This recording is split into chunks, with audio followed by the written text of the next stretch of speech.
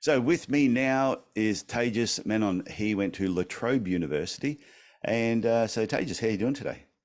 Yeah, good. Thanks, Tyson. How you going? I'm great. Thank you for saying yes to come on this episode, How I Chose My Employer, which is it's going to be an eye-opener. And I think employers are going to learn a lot from this. So my first question for you is, where did you look for podiatry job opportunities? Yeah, so I think for me, pretty much everyone told me to just go on Seek and just start looking for job opportunity. And I also worked at a podiatry clinic, so I knew that there was an offer coming their end as well.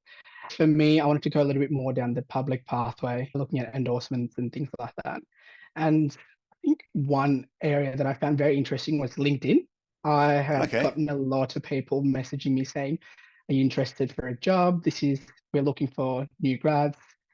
Let us know if you wanted to, and we can tee up a meeting and talk." Okay. So as a new Um, graduate, you were on LinkedIn yeah, and you were connected with a few podiatrists there. Okay, that's good. yeah, yeah. I think it's funny because in Melbourne there's only 26 grads this year, Yeah. so the clinic owners really want their clinic advertised out there. So the best thing for them to do is stalk them on Instagram or look them up on LinkedIn and send requests. So as a Yeah, student, before you graduated, you were looking at employers on Instagram and on LinkedIn and doing a bit of stalking while they were asleep.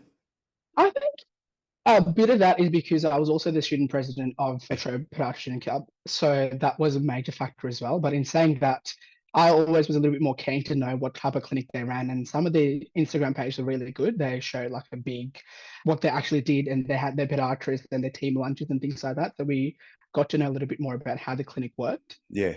through the social media lens, and I think that was a major thing: Instagram and advertising, which has been great.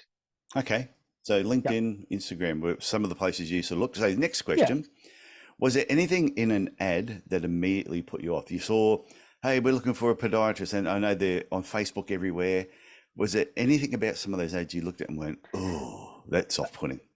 Yeah, it's funny because the last 5 weeks of uni, all of them were just talking about jobs and jobs. Yeah. We had a couple of people who had looked at jobs where it said earn 130,000, 150,000 as a new grad and an opportunity to travel around Australia. That was a bit of a red flag to me because I thought, how could me as a new grad get 150 to 100, 130 to $150,000 and travel around Australia in the same way? That was the first thing. The second thing was also some of them were really brief. They said we're looking for a podiatrist superstar, and they didn't really talk about what the superstar quality they were looking for. Yeah. They said, yeah. And the other one was you will get mentoring. And that was then I actually called up a couple of clinics to find out what the mentoring is. And I'm like, oh, yeah, we'll definitely support you in whatever you want. And that wasn't very specific enough for me because I Oh, wanted I to know like what that. exactly they did. Yeah, that's good. Um, yeah, those were the main things. And I think this might be just a Latrobe thing. We had a bit more of a endorsement of scheduled medicine built into our programs. I looked at places where they were able to support me in that aspect. And they said, yeah, we're happy to help you out, but not really saying how exactly they did that, which I appreciate is a Okay. bit more harder in the private field.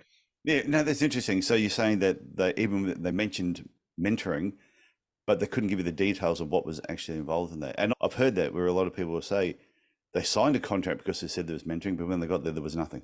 Yeah. I think that's one thing all of us are really worried about because our first year was in COVID.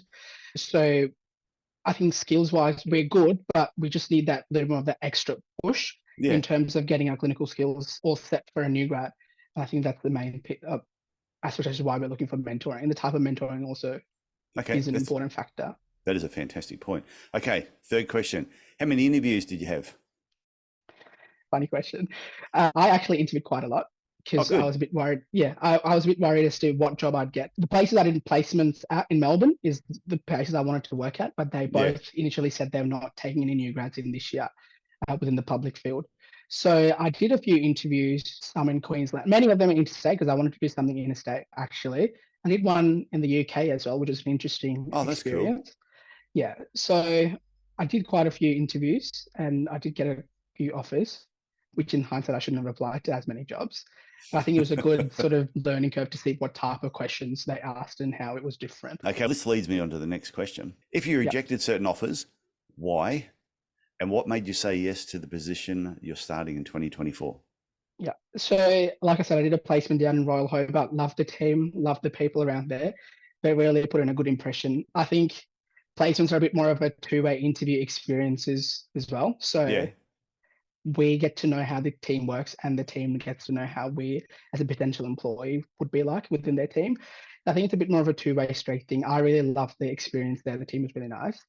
In terms of why I rejected a few positions, a couple of things were mentoring was not very clear Yep. as to how they would do it.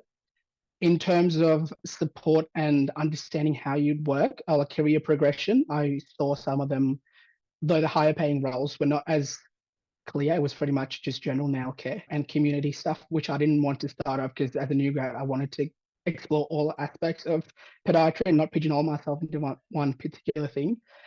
Yeah, those were my main two things. Money factor, yeah, it did come into play for a couple of offers. Okay. Yeah.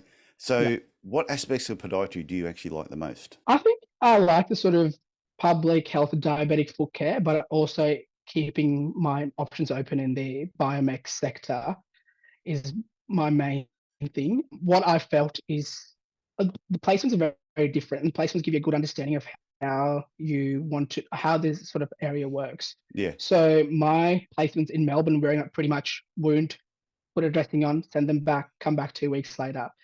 So I didn't really, which is why I was a bit confused as to should I go down the public pathway, or the private pathway? Because if I went down the public pathway, I probably wouldn't have learned as much biomech. The funny thing with Royal Hobart is a bit more old school, so they make their orthotics, and there's a lot more of a biomech focus there. So I Okay. think it was tick in terms of what I like for diabetic foot care, what I can improve on and learn biomech skills, and endorsement as well was a big thing as well. They had a few endorsed podiatrists that were able to facilitate that pathway. I like what you said then about like the high risk feet is something that interests you, but you also understand, even though you like high risk feet and you understand the Yeah, importance of biomechanics yeah. as an underlying factor with that. It is So a major yeah, factor, and I think an unexplored because I've spoken to a few private clinicians and they say, oh, you would lose all your biomech skills if you work in a hospital, whereas some people do really good biomechs in public hospitals, whereas yeah. others don't as much. Yeah, so I'm keeping my options open though. I might go into the private field. Getting that biomech basics right would be really important. But like you said, the Royal Hobart Hospital, they're making their own orthotics. So They make their own orthotics. yeah, the biomechanics aspect is still there. Yeah, you do the casting and you do the shaving, and I got to spend some time with the orthotist there, and they like had a bit more of a conversation, understood how the foot actually works and how we Yeah, can actually prevent ulcers. So all of that was good learning, and I could see myself learning a lot more in that area. that's good. You've really picked a job based on what your interests were. And also that mentoring side of things seemed to be really Mm, important in advancing your career. My yeah, final question for you, and this is one that comes up all the time yeah, because they're always saying that students are greedy. Was yeah. money a factor when you chose the job? Yes and no. So I knew getting into the public field that the salary is pretty black and white. So it's what you would get, and you would get only that. You won't get Yeah, anything above or below that, which were lesser than what private clinics offered. But in saying that, I always wanted to move interstate, and I wanted to get a job where I was able to financially support myself because the goals were moving out of home, making sure that I live a normal, happy life, and also works. Funny thing was, all the jobs that I applied for outside of Melbourne had a higher pay scale, anyways. In terms of interstate work, they wanted yeah. people to come into their states. The Queensland has a good financial incentive. What Tassie sort had, of of what sort course. of money were they offering in some of these positions that you rejected? So they were all in their 70s. Okay. Like an entry level position was about 70, 72, depending on which state I applied at. And there were some financial incentives. Most states do that now. Queensland had a $20,000 incentive. New South Wales had a $15,000 incentive, and Tassie had a 25. Okay. Yeah. So that helped just cover my moving costs and relocating to a different place, which is why money was a factor. I could say yes, it was. Okay. No, that's good. But you did mention that there was a position 130 and you got to travel around Australia, yet Yeah, you rejected that. yeah. Traveling around Australia, I really didn't think that was a genuine ad. Okay. It's Yeah, interesting because I know sometimes there can be not enough money offered and yeah, sometimes there can be too much money mm, offered. So it's almost like it's the Goldilocks principle. You've got to get it just right. That's the important part. yeah. Okay. So Tejus, is there anything else you want to say to employers who may be listening to this when it comes to graduating students, just to finish up on? I think getting in touch with students in LinkedIn is nice. It just gives a little bit more of that understanding of how they work. That's a bit more of a professional network. Social media is really big. Instagram, I think, is now by far bigger than Facebook, I'd say, in terms Yeah. of you can put up videos, you can show what your treating patients are, what type of treatments you've got. That's a big thing as well, because we're all just scrolling on TikTok and Instagram, our generation. Lastly, I'd say new grads, when they call you up like I did, be a bit more specific about what type of mentoring you're able to provide. Yep. I think that would make new grads be a little more confident in understanding if they wanted to apply for that role, or maybe they know this is not what I want. Yeah. Okay. Yeah. That is fantastic. So, Tejus, I want to thank you for sharing how Thanks, you Tyson. chose your employer. And I'm sure I'll talk to you again very soon. Will Okay. do. Thank you. Yeah.